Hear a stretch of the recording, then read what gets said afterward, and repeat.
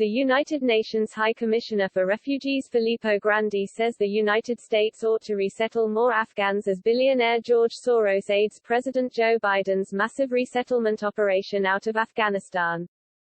During a National Immigration Forum conference on Tuesday, Grandi urged Biden to ensure that more Afghans get resettled across the U.S. in addition to the roughly 67,000 Afghans who have already been flown into Philadelphia International Airport in Pennsylvania and Dulles International Airport in Virginia, 55,000 of whom remain living at U.S. military bases. There are millions of Afghan refugees preceding this crisis in Pakistan and Iran. In particular, they are in need of resettlement to third countries where they can be more secure, Grandi said.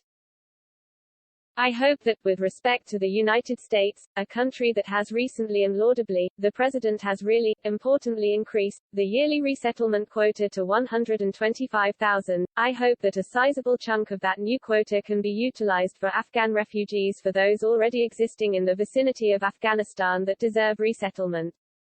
Emphasis added. We need to increase resettlement to show these countries, close to Afghanistan, that they're not alone, that there is a kind of responsibility sharing on the part of the U.S. and other countries.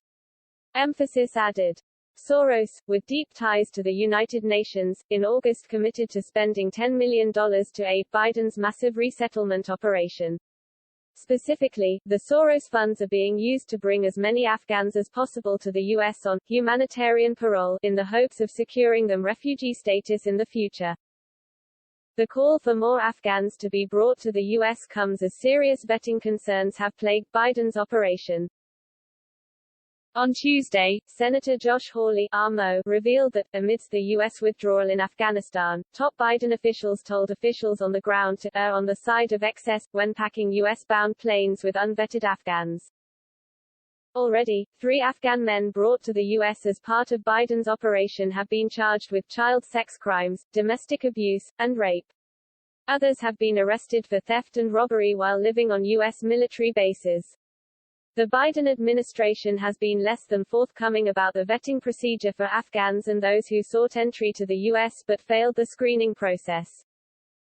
Representative Andy Biggs, RAZ, and Tom Tiffany, RY, along with other Senator Chuck Grassley, RIA, have sought information about the criminal records of Afghans brought to the U.S. and criminal cases occurring on the bases where they are being housed.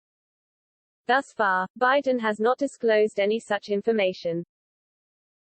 Over the last 20 years, nearly 1 million refugees have been resettled in the nation, more than double that of residents living in Miami, Florida, and it would be the equivalent of annually adding the population of Pensacola, Florida. Refugee resettlement costs American taxpayers nearly $9 billion every 5 years, according to research, and each refugee costs taxpayers about $133,000 over the course of their lifetime. Within 5 years, an estimated 16% of all refugees admitted will need housing assistance paid for by taxpayers.